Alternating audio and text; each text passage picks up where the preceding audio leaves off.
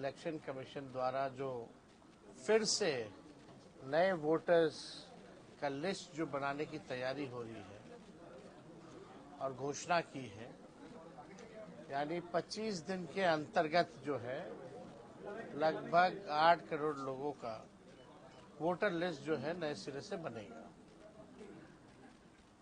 हम सब लोग विपक्ष के लोगों ने इस मुद्दे को लेकर के जो है पटना में प्रेस वार्ता हम लोगों ने की। क्या ये एजेंडा है इलेक्शन कमीशन का कि अचानक से जब चुनाव को 2 महीने बचे हैं तब जो है इसकी शुरुआत जो है की गई, अचानक से बिना कोई पॉलिटिकल पार्टी को कॉन्फिडेंस में लिए हुए इतनी बड़ी घोषणा जो है शुरू से वोटर लिस्ट बनाने की इन लोगों ने की है। मेरा सवाल ये है, क्योंकि ऐसे ऐसे डॉक्यूमेंट्स मांगे जा रहे हैं और टाइमिंग को लेकर के ये साफ तौर पे ऐसा लगता है कि साजिश की बू इसमें से आ रही है। नीतीश कुमार जी डरे हुए हैं, भाजपा के लोग डरे हुए हैं कि ये चुनाव हार रहे हैं, तो कुछ किया जाए। हो सकता है कि ऊपर से आकाओं ने इलेक्शन कमीशन को फोन करके अचानक से जो है वोटर लिस्ट के बारे में शुरू से शुरू किया जाए। लेकिन यहाँ कई सवाल खड़े होते हैं। अभी फरवरी में ही नई लिस्ट आई थी, उसमें भी घटाव जोड़ा हुआ होगा, और ये जब आखिरी बार 2003 में हुआ था तो 2 वर्ष लगे थे इसको पूर्ण करने में। बिहार में टाइमिंग पे सवाल उठता, ठीक 2 महीने चुनाव से पहले, और ऐसा महीना चुना गया है जहां बिहार हाई अलर्ट पे रहता है, मानसून हो या बाढ़ को देखते हुए। बिहार का 73% क्षेत्र बाढ़ से प्रभावित इलाका है। अब अधिकारी लोगों का जान बचाएंगे या उनसे कागज मांगेंगे? लोग अपना जान बचाएंगे कि अधिकारियों को कागज सौंपेंगे? और ऐसा ऐसा कागज है, डॉक्यूमेंट है, जो बिहार के गरीबों के पास 90% से भी ज्यादा लोगों के पास ऐसे डॉक्यूमेंट है ही नहीं। इसमें आधार नहीं चलेगा, मनरेगा कार्ड नहीं चलेगा। अब इसमें जो है आपके बाबूजी का, माताजी का बर्थ सर्टिफिकेट मांगा जाएगा। यहाँ पत्रकार भाई हैं, जरा हम इनसे भी पूछेंगे कि इनके माता पिता के पास कितने लोगों के पास जो है बर्थ सर्टिफिकेट है, कहाँ से लगेगा? मैट्रिक का देना पड़ेगा, शैक्षणिक जो भी है तो देना पड़ेगा। तो जो मैट्रिक नहीं किया उसके लिए क्या? और कहाँ कौन कागज होगा नहीं होगा वो भी असंभव है कि इस 25 दिन के अंतर्गत वो डॉक्यूमेंट जो है हम उपलब्ध करा दें। वो हो ही नहीं सकता, इम्पॉसिबल है। 3 करोड़ से भी ज्यादा लोग जो है बिहार से बाहर पलायन करते हैं। उनके लिए क्या व्यवस्था? वो अपना काम धंधा छोड़ करके आके कागज बनवाएंगे, और जिनके पास नहीं होगा वो क्या करेंगे? तो ये पूरी तरीके से साजिश है नीतीश जी और मोदी जी के इशारे पर कि गरीबों का वोटर लिस्ट से नाम हटाओ। पहले वोटर लिस्ट से नाम हटेगा तो स्वाभाविक रूप से पेंशन बंद हो जाएगा, राशन बंद हो जाएगा, और आखिर ऐसी कौन सी व्यवस्था?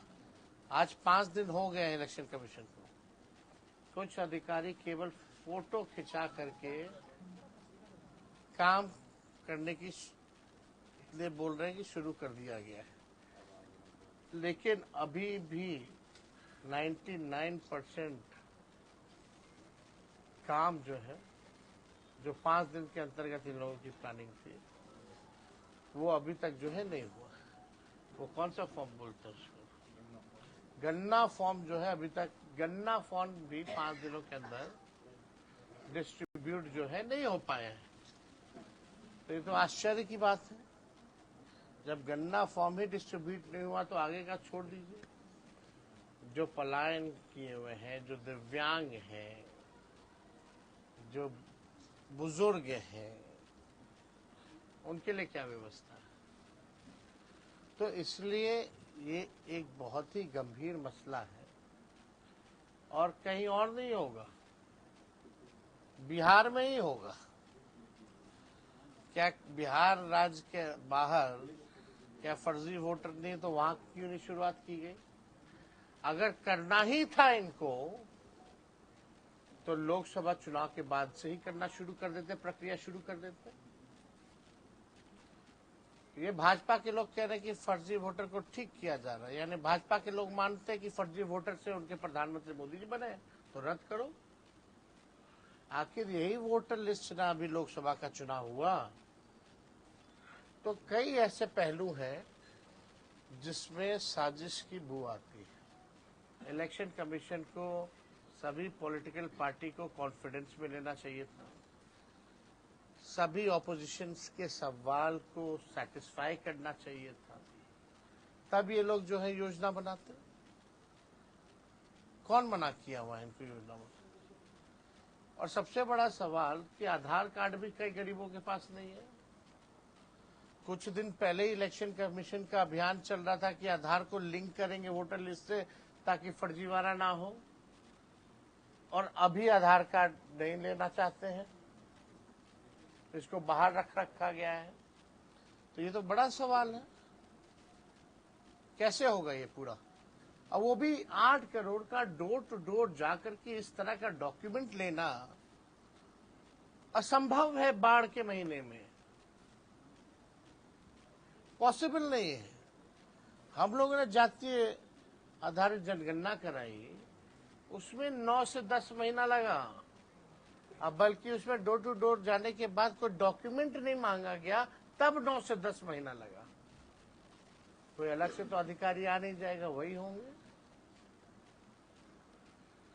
विद डॉक्यूमेंट, और वो भी अपलोड करना। ये साफ दिखाता है कि भाजपा और नीतीश जी डरे हुए हैं, इसलिए ये साजिश जो है रची जा रही है।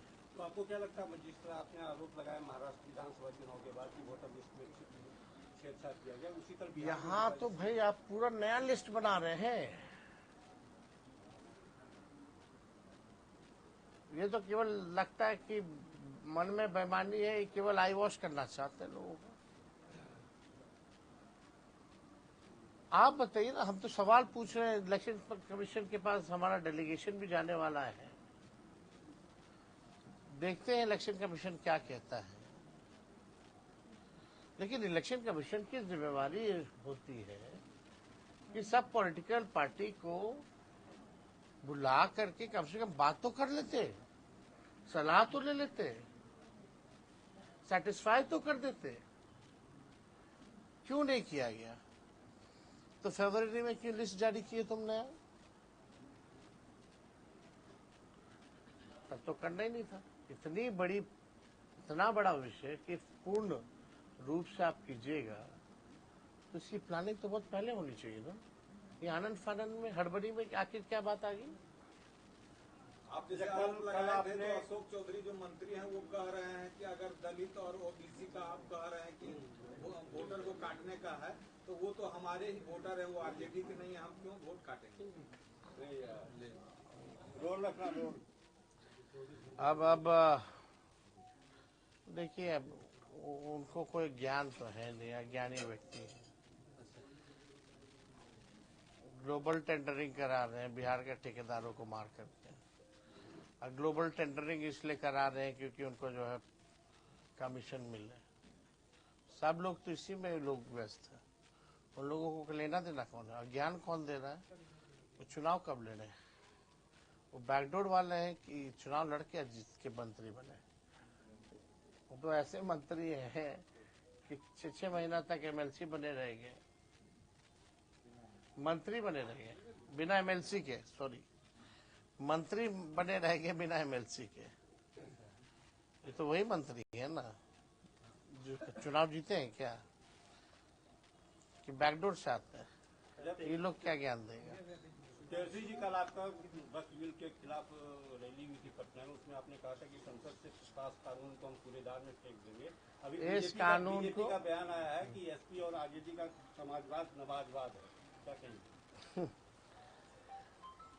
गरीबी पे, बेरोजगारी पे, पलायन पे इनका मुंह नहीं खुलता। बिहार को इन्होंने क्या 20 साल में बना दिया। 11 साल में प्रधानमंत्री एक चीनी मिल नहीं खुलवा पाए। हम लोगों ने 5 लाख नौकरी दी। हम लोगों ने आईटी, स्पोर्ट्स, टूरिज्म पॉलिसी बनाई। हम लोगों ने 4.5 लाख नियोजित शिक्षकों को राजकीय कर्मी का दर्जा दिया। प्रधानमंत्री जी 11 साल में शुगर मिल नहीं चालू करा पाए, लेकिन तेजस्वी ने रीगा का चीनी मिल चालू कराया। तो बोलने के लिए कुछ नहीं है, धर्म के नाम पे बोलते हैं। लेकिन ये भाजपा वाला बोलो, जो हमारे भगवान है, जिसके हम वंशज हैं, भगवान कृष्ण, भागवत गीता उनका दिया हुआ है और हमारे उन्हीं के परिवार के लोग हैं। हम लोग दादा के रूप में उनको देखते हैं। क्या हम भागवत गीता का यादव समाज अगर कथावाचक बने, कोई पिछड़ा बने, तो ये भाजपा वाले लोग उसका मुंडन कराते हैं। ये असली चरित्र है भाजपा की। ये भाजपा के जो सुधांशु त्रिवेदी जी हैं, इन लोगों का कोई देश की आजादी में कोई योगदान रहा है क्या? ये लोग तो अंग्रेज के गुलाम रहे हैं। ये लोग इमरजेंसी में इनके पिता जेल गए क्या? मेरे पिता इमरजेंसी में जेल गए।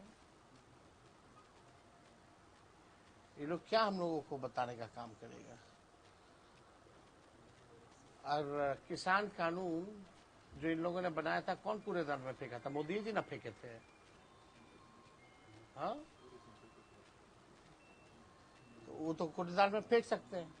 तो जो गैर संवैधानिक है, उस बिल को हम क्यों ना फेंके, उस कानून को हम क्यों ना फेंके? और बिहार में एकदम नहीं लागू होगा। यहाँ धर्म जाति देख करके राजनीति नहीं चलने वाली है। अब केवल काम के आधार पर, मुद्दों के आधार पर राजनीति होगी। ये भाजपा के लोगों के पास कोई उपलब्धि नहीं है, तो धर्म के बारे में बात करेंगे। नीतीश जी जो अभी 1100 रुपया का घोषणा किए हैं पेंशन वाला, तो क्या आपके माई बहन योजना के रिएक्शन में वो मतलब उसको घोषणा करना? आपको क्या लगता है 20 साल में क्यों नहीं किए? ये तो पेंशन का जो हमने कहा था 1500 करेंगे, और हमने कहा माई बहन मान योजना लाके 2500 रुपया करेंगे। ये 2500 रुपया का भी कॉपी करने वाले हैं। चलिए अच्छा है, कम से कम नकलें करे, कुछ तो लोगों को लाभ तो हो। लेकिन मोदी जी या नीतीश जी ने इतनी महंगाई बढ़ाई है, तो कम से कम हमारे ही दबाव में हमारी ही योजना का कॉपी करे तो क्या फर्क पड़ता है? करे। तो क्या बिहार में सऊदी अरबिया, और हमने तो जब हम आए थे तो हम तो बोले थे सरकार से नाक रगड़वा करके भी करवाना पड़े तो करवाया जाएगा। हो रहा है कि नहीं हो रहा? उसी का परिणाम सुधांशु त्रिवेदी का एक और बयान है। तो क्या मतलब क्या बिहार में सऊदी अरबिया, इंडोनेशिया, तुर्की और तो वही कानून लाना चाहिए? अब आप क्या मतलब है? देश संविधान से चलता, हम संविधान को मानेंगे। जो गैर संवैधानिक चीजें हैं उसको कूड़ेदान में फेंका जाएगा। चिराग पासवान कल एक रैली किए थे, वो बोल रहे थे कि 20 महीना मांग रहे हैं तेजस्वी यादव बिहार को बदलने के लिए। पहले बोले कि 20 महीना दिए हैं तो जमीन लिखवा लिया, और ये कलम बांट रहे हैं, क्या जमीन लिखवाना? कौन सा जमीन लिखवाना? कितना लोग को नौकरी मिला? 5 लाख। एक को पकड़ के लिया चिराग पासवान 5 लाख में से। हिम्मत है तो हम चुनौती दे रहे हैं। 5 लाख नौकरी हमने दिया ना। 5 लाख में से एक व्यक्ति को भी अगर चिराग पासवान ले आए जिससे हम जमीन लिखवाए हैं, तब वो बोले। चिराग पासवान सही राजनीति कर रहे हैं ना बिहार में? हाँ, चिराग पासवान सही राजनीति कर रहे हैं ना बिहार में? आपके जमुई कितना दिन आते थे सांसद थे तो? उनका दफ्तरों बना था जब तक सांसद थे तो।